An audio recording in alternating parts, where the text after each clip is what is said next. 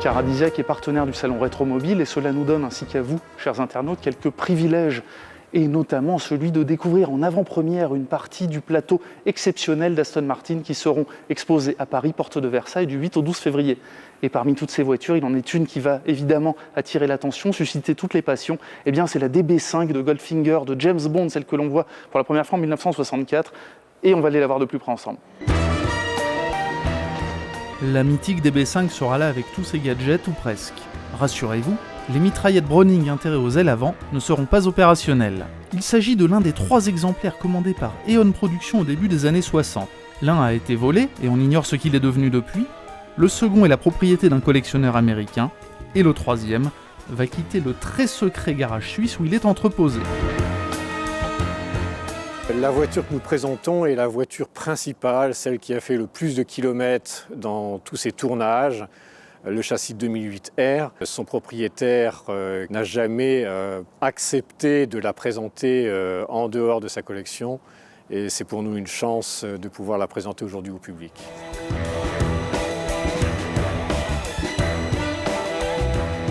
Une voiture unique ou presque, et comme on sait, ce qui est rare est cher. Donc la valeur proprement dite, pécuniairement parlant, ça, il n'y a que la compagnie d'assurance qui la connaît, mais d'après son propriétaire, il considère aujourd'hui que cette voiture, avec son histoire particulière, vaudrait 10 fois le prix d'une voiture similaire, je dirais une version standard. Il y a la DB5 de James Bond, il y a aussi la DB6 d'une certaine Françoise Sagan, une voiture sublime. Il faut savoir que Françoise Sagan n'a jamais immatriculé les voitures à son propre nom, mais c'était son frère, Jacques Coirez, qui a immatriculé toutes ses voitures. Françoise Sagan a eu beaucoup de voitures, elle a eu 2 Aston Martin.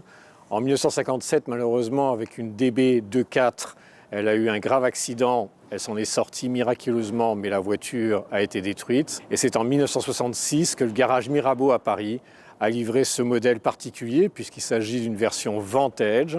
Son histoire est un peu cocasse, puisqu'on va la retrouver au début des années 70 dans une station-service en Bourgogne, avec sa boîte de vitesse simplement cassée.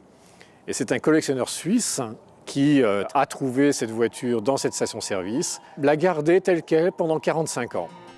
Elle a depuis un nouveau propriétaire, et celui-ci l'a fait restaurer entièrement, en préservant l'originale teinte Fiesta Red, choisie à l'époque par l'écrivain.